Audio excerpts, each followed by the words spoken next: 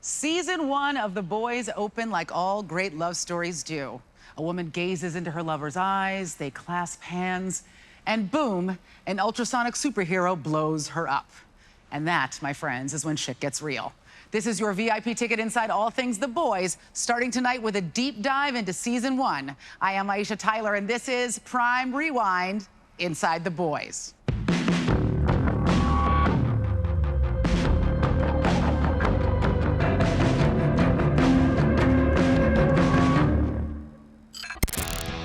We are diving into Season 1's most shocking moments, getting inside the characters with the cast, and highlighting the betrayals that left us all deeply, deeply shooketh. And if you haven't seen it, make sure to go watch Season 1 on Prime Video right now, because we were about to spoil everything. So, what were we dying to know at the end of last season? Okay, was Becca alive like the entire time? Is her son destined to be an asshole just like his dad, Homelander? What's Butcher gonna do next? Where the hell is baby Teddy? And did A-Train join Translucent in the Soup afterlife? Well, with all the answers, joining me now is the C-word king himself, Carl Urban, a.k.a. Billy Butcher. Hi, Carl. Hey, Aisha, how are you? You're welcome. And the man who gave us the best superhero television series in the world, showrunner Eric Cripty. Hi, Eric. Hey, Aisha, how are you? Welcome. Welcome, guys. I'm super excited to be here. Now, Eric, this is a show about superheroes that's very anti-hero. It kind of takes all the paradigmatic stuff that we know about superhero shows and really throws that out into the street and runs it over with a supersonic speedster. What did you hope to accomplish in Season 1? Like, what were your personal kind of narrative goals for the show?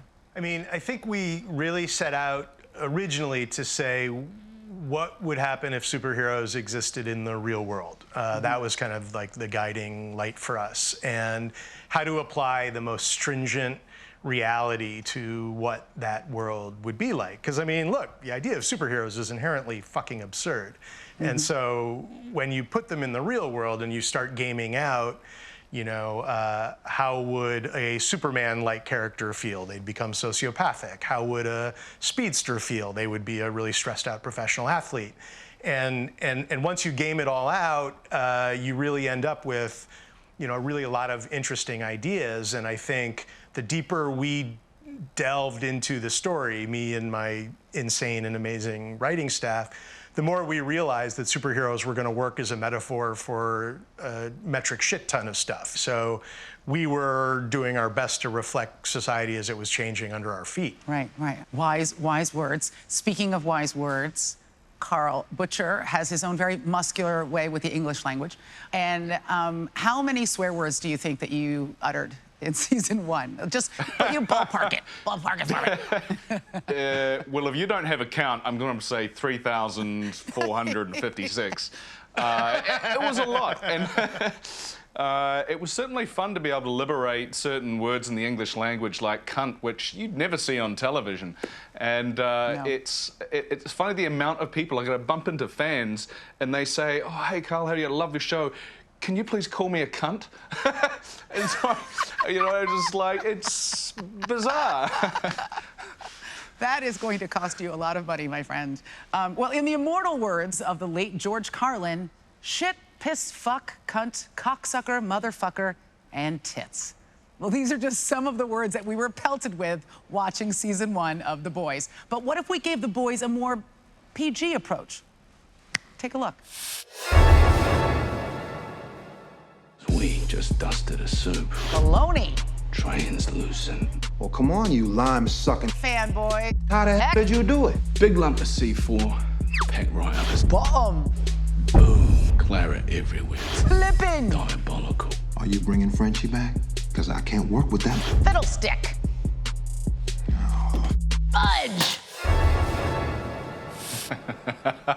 Guys, I want to ask you both. The boys, for the most part, aren't superheroes. They're just regular dudes. What do you think their greatest strength is, as a team or as individuals? And then maybe their greatest weakness? Well, for me, I believe that the boys' greatest strength is probably their compassion for each other, and that is also potentially a weakness that would totally work and would totally be exploited. But how about you, Eric? Yeah, I agree with that. I mean, a lot of the season was sort of phrased in this way of humanity and vulnerability versus vengeance. And Butcher and Hughie were both on this quest for vengeance. And I think one of the huge themes of the show, like the multi-season themes of the show, is that vengeance does as much damage on the person seeking it than it does on the person on the receiving end. And ultimately, the strength of the boys is their humanity and their vulnerability. Generally, the more vulnerable you are in this show, the stronger you are. And the stronger you pretend to be, Trump, the weaker you really are. Right. Okay, guys, we can't recap season 1 without some members of the Seven. So joining us virtually here now, the leader of the Seven, Anthony Starr, better known as Homelander. Hi. Welcome. Hey, guys. Good to see you. And reluctant shining star of the Seven, Starlight, Aaron Moriarty. How are you? Good. Happy to have you here. And the fastest guy alive, the A-Train, Jesse Usher. Hello. What's up? Hi. Oh, this is great, guys. What has the fan response been like for you guys? Carl, do you want to start? The response has been phenomenal. People are simultaneously shocked and entertained. They, I think, are really reveling in the debaucherous nature of the superheroes. I find that they're really responding and rooting for the underdogs, which are the boys.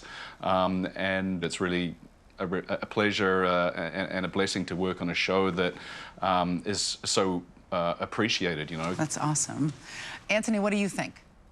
It's actually been wonderful because as soon as I get rid of the blonde hair, I don't get any recognition.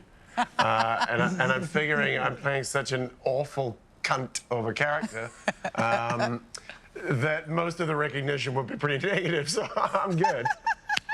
I was going to say, you're fully Clark Kenting right now. You've got the dark hair and you've got the glasses. Glasses, brown hair, and Superman doesn't wear glasses, right? Exactly. How could he? How about you, Aaron? I think that I'm lucky because I'm one of the few people on the show who gets to play a character who's not a cunt. So people have responded very warmly to me. Starlight, Annie, is a better human being than I am. And the funny thing is, when you're an actor, people kind of assume that you are your character. So I get the nicest messages from people. Yeah, yay. How about you, Jesse? Oh, wow. Well, luckily for me, unlike Aaron, people don't think that I'm anything like A-Train, and that's been working out well. That's been working out really well. But overall, like the responses that I've been getting for the show have been so spectacular. It's been mind-blowing. That's great. And the amount of people who come up to me and they say, like, oh, man, I'm just so happy that Homelander is there. And, like, Billy, like, I'm just like, you guys are dark, but I love you back. It kind of breaks all of those all the stereotypes that we've been taught. I'm sure you've had this conversation a million times, Eric, about like likability, and we've got to have somebody to root for, and we're rooting for these people probably because they're human, and they have all these frailties that maybe we recognize ourselves in them a little bit. I mean, if you recognize yourself in Homelander, then you do need to reach out and ask for professional help. But we all see some part of ourselves in him. We do.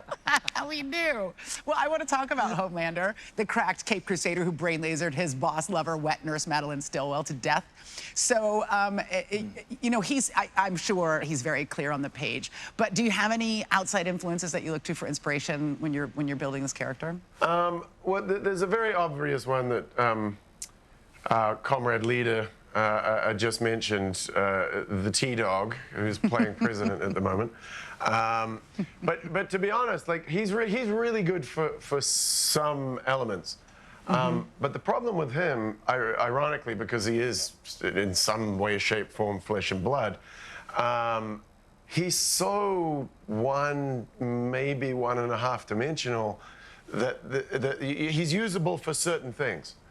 My take right off the bat was he's the strongest physical guy on the show, obviously, and thinks he's a god and he's got lots of issues, but also, and I always took it like his kryptonite is his humanity.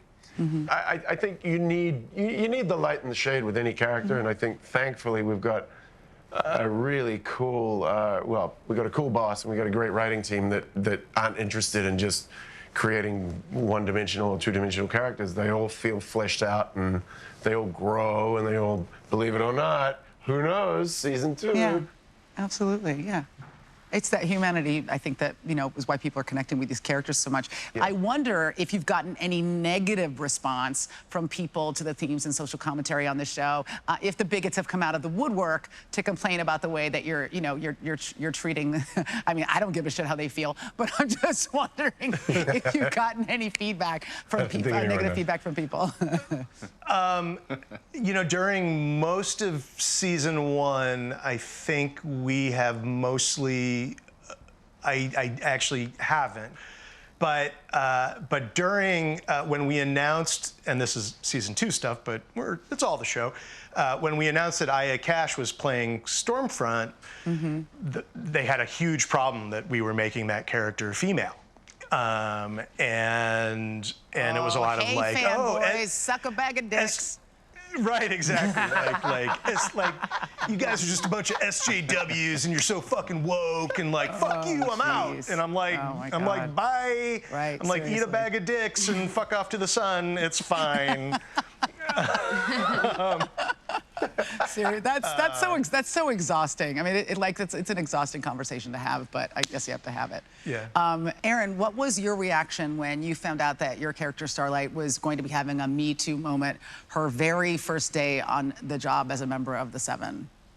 So I remember when I was sent the script for the pilot, and it didn't contain that scene, but I was aware of the scene because as soon as I booked the role, Cripty sent me all of the volumes for the graphic novel, and that pops up immediately. And I read it, and I was like, well, damn, I am glad we're not doing that. And then, a few weeks later, I got sent the second draft of the pilot script, but obviously it had been tweaked majorly. So initially, kind of viscerally, I probably winced and cringed, and I was like, and then when I kept reading it and I saw where it was going and how it was kind of going to abruptly set Starlight on a interesting but ultimately empowering trajectory, I got really into it. And I also think, you know, one of the first things that Starlight says, I think literally the first time you meet her, she says, I just want to be the best superhero in the world. And ironically, she goes through this horrible thing and she makes what would be deemed the wrong choice, but then she's able to make the world of Vought a better place because it happens to her and because of the way she responds to it publicly. And she makes the Deep respond to it and apologize publicly, and he's punished. So she kind of ironically achieves her goal of making this corrupt world a better place by going through this horrible thing. So ultimately, I was really proud to be the actress they chose to be involved in this storyline. I was super into depicting it. Yeah, I mean, you talked about the idea that talking about this stuff reduces the stigma. Jesse, why do you think that A-Train agreed to help Homelander create the soup terrorists? I mean, it seems like it dovetails out of, you know, wanting to stay connected to the Seven, but why do you think he did it? I think there's a lot of layers to that. One of them being, you know, his dependency on the lifestyle that he has within the Seven. It's also a matter of the fear that he has for Homelander, the fear he has of losing his position. You know, Aisha, you and I have spoken about, you know, on other outlets and stuff, just the position that A-Train is in, not really wanting to lose that position is compromising his moral standards, is compromising his state of mind. You know, he's willing to do whatever it takes to stay where he is. And if that means creating, you know, supervillains, then he'll just shrug it off and hope everything works out well, but at least he knows that he'll get a chance to sleep in the Seventh Tower. And that, unfortunately, is the most important thing to him. One of the things I've really noticed is he's the only superhero of color, and he seems to have just insecurity about all of it. You know what I mean? About like this, I gave this with my ability, and it could be taken from me at any moment. Yeah, for him, it's, you know, his physical ability secures his spot. him being the only superhero of color is something that absolutely would be in the back of his mind. I mean, A-Train's position is threatened everywhere he turns. You know, if he's not the fastest, if he's not polite, if he's not respectable, if he's not respected, then like it could just be taken from him. Right. And what you'll learn more as you kind of, you know, dig deeper into his past is that he started from absolutely nothing, and he just always feels like he's this close from being back there. And it's kind of sad, but at the same time, you know, you just wish that he could open his eyes and see that there's another way. Right. But, you know, the only way through is through. Yeah, and he blames other people for his problems until the very end, until the very, very end. Oh, he's famous for that. Oh, he's a finger pointer. He is a tattletale finger pointing. You made me murder my girlfriend. Pussy. You He made really me do is. it. Yeah, like, I mean, you didn't do it, man. Come on. You didn't like do it. I did it, but you like made me do it, so it was like you did it. I did it, but you forced my arm. Like that's if you didn't force my arm, I wouldn't have had to do it. That's what I'm trying to say. Seriously. Sucks. All right, guys, I've Sucks. got a scientific question here, so I just want you guys to lean in, put your hats on. Do you guys think the deep fucks dolphins? 100%. Eric is the one that knows the answer, and he's nodding yes. So yeah, I got it. 1,000%.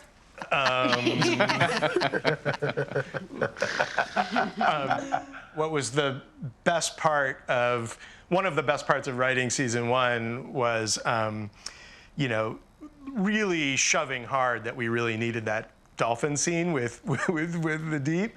And like the thing they objected to most was the conversation where the dolphin was like, hey man, come on, jerk me off, like help a brother out. And like they could not get their heads around like that. They're like, we're just really uncomfortable that the dolphin is asking the deep for like, I guess a hand job? Like, I don't know, that really makes us feel uncomfortable. And so I would send them, because like the truth is like, it's just science. Dolphins are the horniest motherfuckers on the planet. Like the minute anyone manages to teach a dolphin to communicate with humans, the first thing it says is like, will you please jerk me off? I'm dying to fucking rub my shit on something. And I sent them like article after article after article of all of this. I'm like, look, it's just we're just telling the truth here. Here's the fun fact, and I like that you did such a deep dive on dolphins. You know that there is a community of people that engage in human-dolphin sex. It does exist, Yes. It has been done, but it typically ends with the human's internal organs being liquefied by the force of dolphin ejaculate. So, you know, the more you know, kids. I mean, look. The more you know. Just so you know, guys. I mean, to me, that's just the heart wants what the heart wants.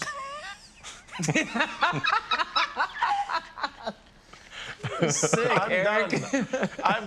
I've got to be somewhere. I'm out. I don't think it'd be possible to have a talk show that was possibly even more depraved than the actual fucking show. But I think you actually did a tremendous job of getting right up to the line, if not over it.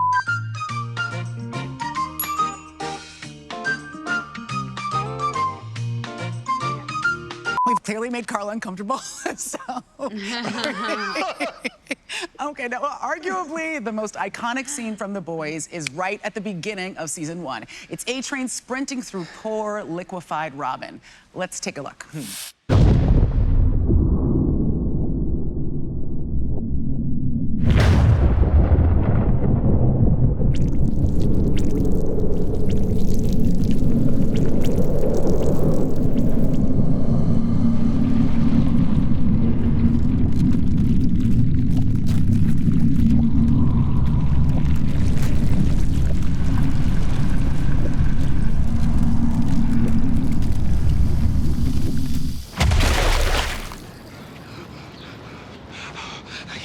I can't stop.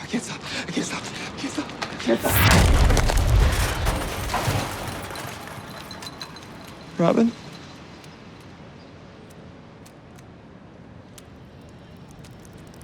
Robin? So, it gets me right here every time I watch that scene.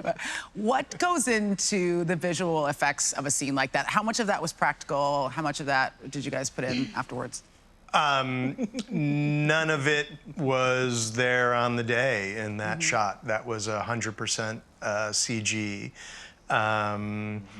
It was certainly the most complicated shot in that episode. Dan Trachtenberg, who deserves huge props, he was the director, and the whole idea of going super slow-mo for Robin blowing up was his notion entirely. To be honest, I fought him on it a little bit because it was scripted as really, really sudden, and he was just really passionate that he wanted it to be as like poetic in a weird way as possible.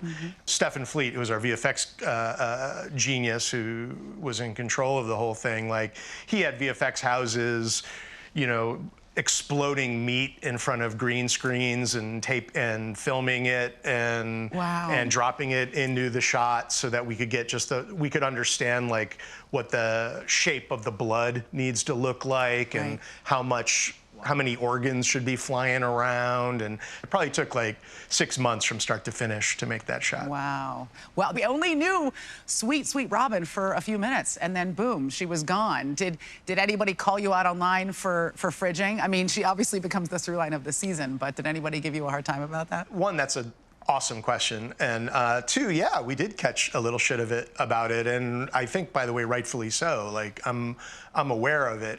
Fridging is the concept of women being violently killed in stories, film, and television for no other reason than to motivate the strong, resolute male character. Right. To me, what that says isn't why are you killing the loved one of that main character? It's there's not enough female protagonists in storytelling. That's what it's about.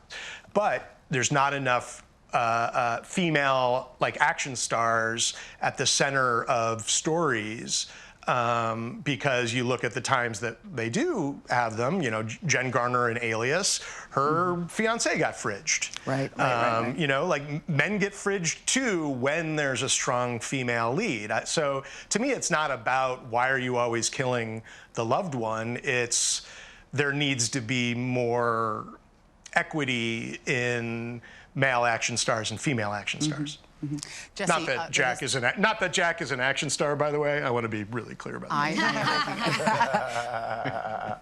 Well, the boys fandom is super active online. It's a smart show, and the fans have smart things to say about it. So, @Nightshade says, for all of the sex and sexual violence addressed in the boys, they've somehow managed to not make any of it gratuitous or even on screen. Imagine that. And no objectification of the women. Imagine that. It really is possible. So, Eric, what are your thoughts on that very heady tweet? I really appreciate it. Yeah, that is something we really consciously set out to do. Like, you know, the original material is pretty fucking gnarly in terms of being sexually. You know, I think Garth was going for something shocking, but it is a little gratuitous. I think intentionally so. And we wanted a show that, you know, men and women could all watch, and so it was important to us to make sure that if there was going to be something sexually graphic, it was there to move the story forward. It wasn't there for its own sake, because if you're just being shocking to be shocking, then it's lacking the layers of a complicated story. So no, we intentionally set out to do that in the beginning. So I'm thankful that they noticed. Yeah. What do you think about that, Erin? I agree with it. I'm so glad that we're finally kind of, you know, serving women in the world of graphic novels in a way that depicts them in a strong light and a nuanced light. Yeah. I mean, for me, I've always been a comic person, and I've always loved them, and it's exciting to be living in a world that is poking the spaces in the graphic novel world that have traditionally been very weak. There's been a lot of weakness in this area for a long time. And, you know, as a little girl loving those books, there were no women in there. You know what I mean? Or if they were, they were accessories, or it was Wonder Woman and she was running around in her underpants. So it's nice that we're talking about the idea that the guys can have on a full suit with a cape that they can wrap around their bottom, so no one looks at the fact that they haven't been doing squats lately, but the girl is in her underwear. I'm glad they're actually pulling that issue apart. Okay, we're gonna learn a little bit about you guys. A little frothy conversation. Would you rather die by lasers to the eye from your deranged lover, or accidental asphyxiation? This is a classic. Asphyxiation. Classic would you rather. We'll start with Jesse and go this way. Jesse, which one would you prefer to meet your end? I prefer laser to the eyes. Aaron, you it's said like the window to the soul. At least we get to connect before it happens. You know what I mean? Nice. I like how you made that really beautiful It's right romantic. there. You turned that sweet. Thanks. That was really sweet. How about you, Aaron? Oh, I mean, I already jumped the gun. I feel like I gave my answer up. But asphyxiation. I just feel like the implication is like you're gonna, I mean, until it gets real bad, you're gonna be in the throes of something fun and then it turns. But at least like the lead up was maybe some fun. I am definitely going to go for lasers in the fucking eyes. How about you, Eric? I'm going to go asphyxiation because it's how my great-grandfather died, and you write what you know. Oh, that's beautiful. He didn't really. But it He's still feels alive. like He's still alive. He's watching this, and he's enraged with you. I'm with Aaron. I'm with Aaron. Yeah. If you're gonna go out, like go out having fun. Yeah, right. Just rock That's and all roll I'm style. saying. Yeah. How about you, Yeah. Paul? I'll go with laser to the eyes just because that's how my grandfather went out. No. I'll just want it over quickly. Yeah. That was sick. Yeah, Laser to the eyes. Just instantaneously. Go. I really enjoyed that. I'm just gonna echo the asphyxiation moment because I just feel like, you know, just who doesn't want to go tossing a nice healthy salad? Do you know what I'm saying? Now, I mean, I agree. I never liked lettuce. Right? It's never been it's my always favorite. time to acquire that taste, Jesse. Guys, this has been so fun. Before we go, I'd like each of you to take a moment to give your character's most sincere thoughts and prayers to any other character on the show, a character of your choosing. And Carl, we're going to start with you. I think Butcher's thoughts and prayers go out to Homelander, and he hopes that that chafing sorts itself out, that the medication works, and that it's not contagious. It's very sweet, Carl. It's very sweet. Carl, are you talking about Homelander or are you talking about Anthony? Because I like off camera that was Anthony's thing. Oh, was it? Well, I was confused. No, we're rolling. We're rolling. You shouldn't talk about Anthony like that. No. Ew. Anthony, would you like to offer But it is your clearing thoughts up, and isn't prayers it? too? That issue is clearing I'd like to offer up. some sincere thoughts and prayers to my buddy Billy Butcher, who will be happy to know that seeing as I've been spending more time with his wife, I haven't been wearing my clothes much, so there's no chafing. Zing!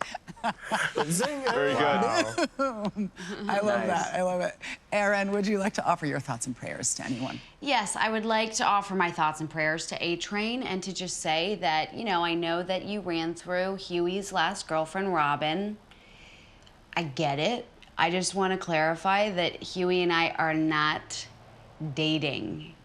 Okay. Jesse, would you like to offer your thoughts and Taking it prayers? in. You take it Yeah, suspicious. you know, as A-Train, I'd like to offer my thoughts and prayers to Starlight. Because if I'm dead, just know that I'm gonna haunt you. So I hope you're ready for another bedtime buddy. Ooh. Oh, hello. Damn. It actually sounds enticing. Okay. Let's just be clear, though. He does not like to toss salad. So, you know, if he's going to be your... So it won't be fun. Just know that. Fun bedtime buddy. Yeah, it won't be fun. Out. No deal, We'll be buddy. snuggly and warm, that's for sure. No Eric, deal. who do you think is going to need the most thoughts and prayers in season 2? Oh, shit. Geez, I have to say, my man Billy Butcher is going to need a lot of thoughts and prayers. I mean, his whole world turns upside down at the end of season 1, and his wife is alive, and she has a kid that's Homelander's kid, and the situation he finds himself is just so fucking intense. I would not give him thoughts and prayers because that's a bullshit platitude that generally assholes say. But I would wish him, courage and luck dealing with that situation. Oh, that was heartfelt and lovely. You didn't understand the game at all. That was very nice. That was very sweet and earnest and genuine. All right, everybody, brace yourselves because season 2 is going to be bigger, badder, and even more boysier. Here's a special sneak preview of season 2 of The Boys, premiering right here on Prime Video, September 4th. Butcher? What happened? My wife. She's alive. Vaught's holding the captive somewhere. And right now, we're in a little bit of trouble.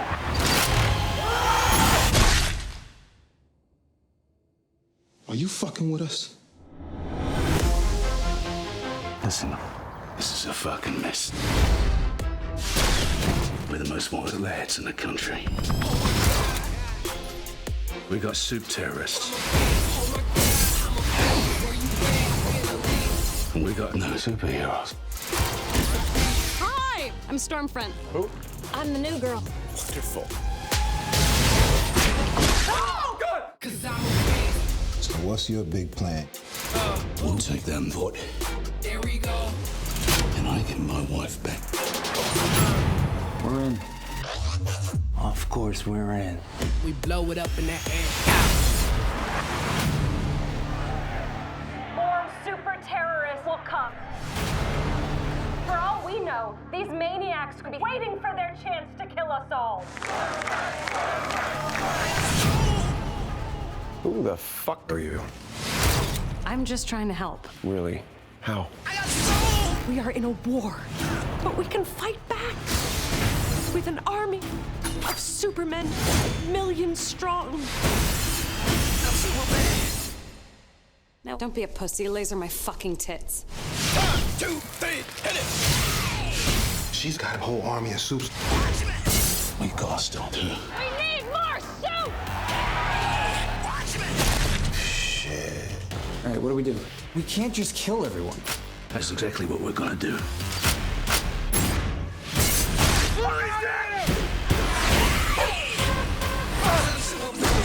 Oh, great. Cool. Totally. 1, 2, 3, hit it! I need some power!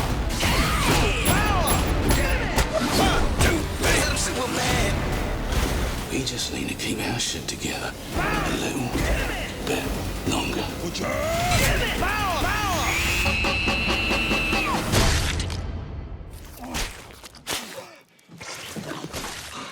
Okay, you guys go ahead. You guys go ahead. I'm good. All right, hands in the air, like you just don't care. Kill.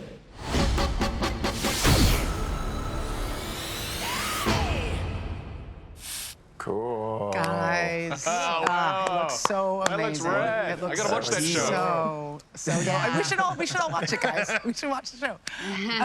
Thank you so much for being here with me, Carl, Eric, Anthony, Aaron, and Jesse for joining us on Prime Rewind Inside the Boys. We have got a killer season ahead of us, and after each episode, I'm going to be here to break down the wild storylines, the incisive themes, and the mesmerizing characters alongside members of the Boys and the Seven.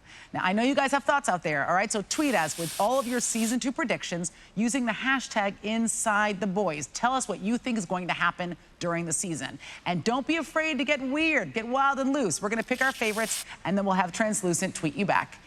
They're going to be invisible tweets, but they're going to be super dope. All right. Thank you guys for being here. This has been so much fun. Thanks for watching, everybody. We'll see you in season 2.